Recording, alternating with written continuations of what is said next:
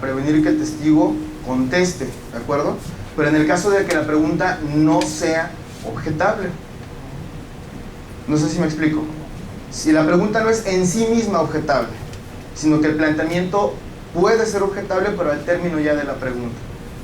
Porque incluso en el mismo planteamiento que pone en la contraparte puede objetar la pregunta por dándole a entender a su testigo que no contesta esa pregunta con los datos que está dando esta persona. Es decir, perdón, yo siento que la persuasión se hace a través de las técnicas de litigación oral. No puede haber otra forma. Correcto, sí. Y si uno tiene una buena técnica de litigación oral, la persuasión se va a hacer muy amplia hacia la persona a donde quiere llegar el objetivo concreto. Y se fundamenta básicamente el juicio en el conocimiento de la ley, en la persuasión, pero en la técnica que aplique para el conocimiento de esa ley. Es correcto. En el caso concreto que está comentando el abogado, creo que tanto la habilidad o la marrullería que pudiera aplicar el abogado que está haciendo la pregunta para que a su vez el testigo conteste. La contraparte puede oponerse objetando esa pregunta, pero sobre todo haciéndole ver de una manera muy específica y sutil que no conteste lo que quiere que conteste la contraparte. Es más, de hecho, podemos nosotros incluso hasta solicitarle al Tribunal de Juicio Oral que advierta o que haga, que exhorte incluso también al abogado a no formular preguntas de tipo sugestivo, ¿sí? Señorías, son 3, 4 los últimos planteamientos que de carácter sugestivo, de manera sugestiva ha realizado el testigo, de tal manera que entonces está incurriendo en una falta de lealtad y buena fe. Eso, en efecto, ahí entra la doble ética, pero también nosotros podemos objetar ese tipo de comportamiento indebido. Ese también es uno de los propósitos de las objeciones, ¿sí? Entonces, ahí va. Cuando la pregunta es objetable en sí misma, objetamos la objeción, que es el caso del ejemplo que nos expuso ahorita el licenciado. Cuando la pregunta es objetable, pero antes de la respuesta, para que no la vaya a contestar, por ejemplo, ¿por qué cree usted que la mató? ¿De acuerdo? ¿Por qué cree usted? La pregunta es de tipo especulativo, ¿sí?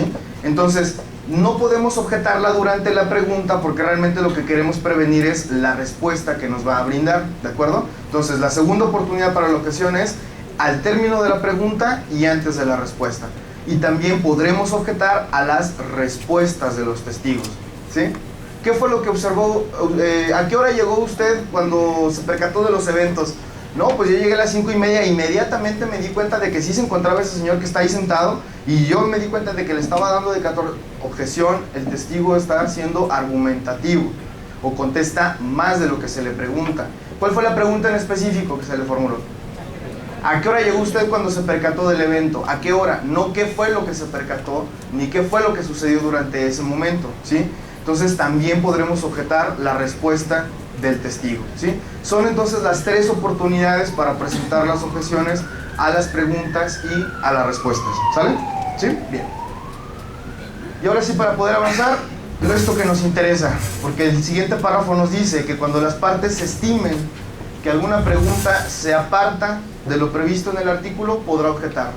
Entonces lo que nos está diciendo es que hay una inmensa gama de objeciones que podemos presentar y que no obstante sean distintas a las que ya se encuentran reguladas en el artículo 375.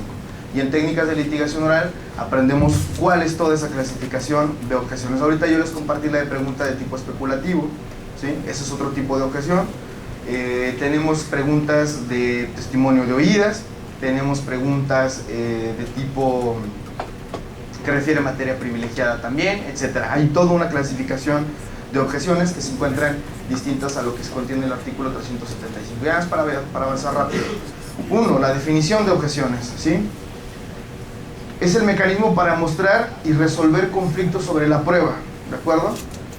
Yo cuando interpongo una objeción estoy mostrándole al juzgador que hay un problema con esa prueba en particular, con ese desahogo del interrogatorio. Entonces le demuestro el conflicto sobre el desahogo del interrogatorio, de la testimonial, y le solicito lo resuelva. Por eso nosotros es objeción.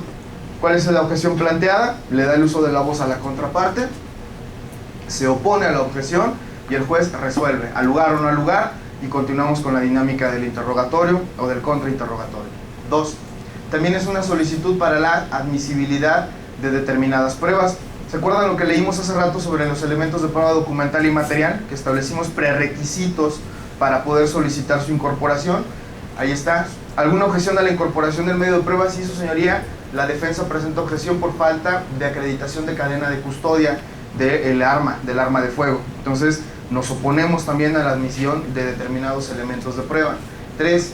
Práctica de pruebas inconducentes, impertinentes, irrelevantes o superfluas al proceso. Porque recuerden que ya atravesamos una etapa intermedia o de preparación a juicio oral en la que se fueron admitidos todos los medios de prueba que resultaban útiles, pertinentes, necesarios y relevantes para la acreditación de la acusación o para la acreditación de la estrategia de defensa. Y finalmente, esto que yo les señalaba, para evitar también comportamientos de tipo indebido por parte de los abogados. Esta incidencia de las preguntas de tipo sugestivo, podemos objetar el comportamiento. Su señoría, objeción, el abogado de la fiscalía se está comportando de manera irrespetuosa o con falta de ética, o faltando a la buena fe o faltando a la lealtad, porque sabe que la técnica para el interrogatorio no es a través de preguntas sugestivas, y no obstante las está formulando así a los testigos, ¿sale? O la otra, cuando se está dirigiendo de manera irrespetuosa a los testigos, cuando dentro de los alegatos de apertura, ¿se acuerdan en el alegato de apertura? Señora, acreditaremos que esta sabandija, este criminal, este salvaje, también podremos objetar ese tipo de comportamientos indebidos. Y ya, ahora sí, ya con esto terminamos. Alegatos de clausura. Cuando se agota entonces ya todos los medios de prueba, tanto de la fiscalía como de la defensa, pues ya únicamente toca turno a la presentación de los alegatos de clausura, ¿sí? Y los alegatos de clausura pues es un tema muy interesante porque es una culminación. El alegato de clausura es una culminación de tipo cronológico y de tipo psicológico. Y es de tipo cronológico porque es la última intervención, abogados, que vamos a tener ante el tribunal de juicio oral, ¿sí? Es la última intervención. No habrá oportunidad para seguir argumentando o para seguir hablando acerca de la acreditación de nuestra teoría del caso. Y desde luego también de carácter psicológico, porque es la última oportunidad que vamos a tener para persuadir, para convencer al tribunal a través de nuestros planteamientos. ¿Cómo convencemos entonces ya al tribunal? Pues a través de la argumentación jurídica, ¿sí? Es aquí donde nosotros utilizamos nuestras estrategias de argumentación jurídica para poder demostrar al tribunal de juicio oral cómo logramos acreditar nuestra teoría del caso, ¿sí? Argumentación jurídica es todo lo que vamos a presentar entonces dentro de nuestra audiencia. Ahora sí, ya con eso terminé. Muchísimas gracias.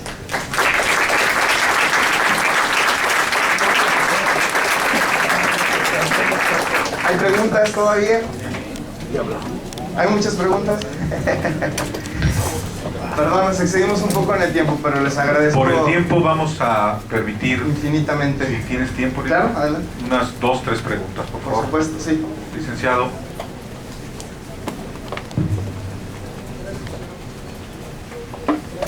Esta orientación. Muchas gracias.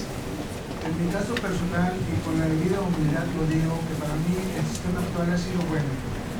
Como defensor, me gusta tornar las averiguaciones, me gusta tornar la orden de aprehensión, el caso interno, el caso constitucional. Para mí el sistema es bueno. Le temo al cambio, porque no, eso vengo. Quisiera pedir que me digan una ventaja del sistema actual y una desventaja. Y una ventaja del sistema oral y una desventaja. Gracias. Bien. Me parece que de hecho el análisis lo podemos orientar no en virtud de las bondades del proceso o del sistema, sino precisamente de quien lo opera. Porque queda claro que, por ejemplo, en el sistema actual, en el sistema, o lo que ahora le llamamos el sistema tradicional, es impensable, o más bien es difícil de no pensar en una actividad, por ejemplo, donde el fiscal como autoridad sabemos que tiene muchísimas ventajas sobre la forma en la que se llega de los medios de prueba y lo que con los medios de prueba pretende demostrar. Cuando se recaban las denuncias, cuando se recaban las querellas, las declaraciones de los testigos, sabemos que en las oficinas de las agencias del Ministerio Público, quien toma las declaraciones inmediatamente piensa, bueno, pero vamos a moverle aquí poquito para que encaje. Y en ese vamos a moverlo para que encuadre. Fíjense el problema tan grande que tenemos en ese sentido. Porque yo no tengo la capacidad jurídica como abogado, como fiscal, de decir, ante este conjunto determinado de hechos, yo lo voy a encuadrar en esta norma. Esa es la falta de capacidad que tiene actualmente el fiscal. Y entonces, ¿por qué es una falta de capacidad? Porque no sabe entonces encuadrar los hechos a la norma. Y lo que debería hacer actualmente el fiscal es que de ese conjunto de hechos, ver las estrategias de investigación y los elementos de prueba que debe tener o recabar para poder entonces presentar una acusación. Entonces, tan solo por eso ya tenemos una deficiencia en el sistema actual, porque no hay una objetividad, no hay una lealtad, no hay una buena fe por parte del fiscal en ese sentido. Una de las bondades que tiene, pues, por supuesto, es un sistema garantista. Claro que tiene es un sistema garantista. De hecho, yo pensaría que el sistema tradicional es todavía más garantista que el que tenemos ahora, quizá con el sistema de oralidad. ¿Por qué? Pues porque sabemos que el diseño propiamente del proceso requiere de un mayor cuidado de las garantías, pero también lo comentábamos, ¿verdad? Cuando veníamos para acá decíamos, ¿qué más va a hacer el juez si no es que únicamente ver qué es lo que está en la averiguación previa? Y lo que está en la averiguación previa, pues es lo que ya modificó a su antojo el fiscal. ¿Cuál es una ventaja del nuevo sistema? Utilizando tus palabras, que insisto, no es ventaja de un sistema u otro, sino de quien lo opera el sistema. Pero en tus palabras, ¿cuál es una ventaja del nuevo sistema? Pues que vamos a poder precisamente controvertir todo eso. Y porque tenemos ahora una independencia del juez de causa con el juez de instrucción. Ya no tenemos el juez de control como miembro del tribunal de juicio oral. Evitamos, en la medida de lo posible, la contaminación judicial. Entonces, todos los hechos que deben quedar acreditados por parte del fiscal son novedosos enteramente para el tribunal de juicio oral. Y si yo soy un abogado competente para desacreditar los medios de prueba de la fiscalía, como tú no lo acabas de referir, a mí me gusta echar para abajo, me gusta tronarlo porque sé en dónde están las deficiencias. Bueno, pues así también el abogado que tiene la habilidad a través de los contrainterrogatorios de controvertir los medios de prueba, pues también de tumbar esas teorías del caso. Pero es un proceso sumamente complicado, en efecto. Una desventaja del nuevo proceso, yo creo que es el diseño propiamente de las etapas del proceso, porque estamos obligando todavía al fiscal a no actuar de manera plena bajo los principios de lealtad y de buena fe. ¿Por qué? Porque en el diseño que actualmente tenemos en el proceso, lo que nos encontramos es que si el fiscal va a formular imputación, inmediatamente solicita la vinculación a proceso. Y vinculando a proceso a un inculpado, prácticamente la etapa intermedia es de trámite. Si no tuviéramos salidas alternas, ahí sí todo lo tendríamos que llevar a juicio oral. Entonces, desde mi perspectiva, para el respeto de garantías y de derechos fundamentales, formula mi imputación, aplícame medidas cautelares y síguele con la investigación como tú quieras. Pero ya hazme saber que yo estoy siendo sujeto a una investigación. No primero me formules imputación e inmediatamente me vincules a proceso. Porque además lo que están haciendo hoy en día los fiscales, licenciado, es que ante las detenciones en flagrancia tienen 48 horas para poner a disposición del juez de control. Y a pesar de que saben que es la persona responsable, como no tienen todavía esos elementos de prueba, tienen entonces que andarlo soltando. Ese es un problema muy grave. Entonces, si yo te detengo, cuento con elementos para por lo menos solicitar una medida cautelar, ya te formulé imputación, ya sabes que estás siendo sujeto a una investigación y te aplico medidas cautelares. Pero por lo menos ya tienes en conocimiento esa situación, ¿sí? Creo que es una de las deficiencias que tiene hasta el momento nuestro sistema, entre algunas. Agradezco mucho tu pregunta. Muchas gracias. Una última, si alguien tiene. Si no, muy bueno.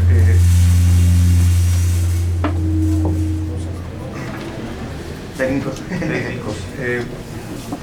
Antes de irnos, dos cosas, primero administrativas. Por favor, los que quieran una constancia de su asistencia, hay que pedirla, ya no se hacen y como antes las hacíamos, ahora hay que pedirlas, por favor, hay unos formatos para llenarlas. Segunda, vuelvo a pedir una disculpa por la situación. Hubo mucha gente, hubo 180 personas que querían entrar y dejamos afuera más de 40 que todavía llegaron. Por eso tuve que ser un poco estricto con la entrada aquí y que no reservara el lugar. Por ahí se me fue de algunas personas, pero por eso lo fuimos y por eso fue la situación, porque allá hay otros 60 compañeros en el otro salón y 40 personas que se quedaron afuera, que ya no pude permitir la entrada.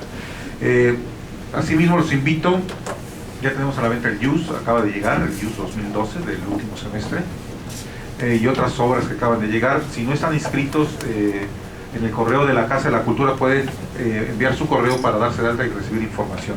Los invito también el jueves 21 de este mes de marzo a las 5 de la tarde vamos a tener una conferencia de los derechos humanos en México, control de convencionalidad, principio pro persona e interpretación conforme, que va a ser impartida por el magistrado Ariel Rojas Caballero. El día 11 de abril vamos a tener una videoconferencia, evolución de los derechos humanos de las mujeres en México, es una crónica de la Suprema Corte, también a las 5 de la tarde. Bueno, no tengo el horario, pero a las 6 de la tarde. Y los días 12 y 13 de abril va a haber un curso de actualización en especialidad de concursos mercantiles que promueve el Instituto Federal de Especialistas en Concursos Mercantiles del Consejo de la Judicatura Federal. Ya saben cómo están los cursos, les estoy avisando desde ahorita. Así como se llenó se llenan la mayoría, entonces de una vez les aviso para que vayan previendo su inscripción, ¿correcto? Pues les agradezco mucho y vamos a despedir al maestro Juan Manuel Olvera Méndez, y ahora sí le damos un fuerte aplauso por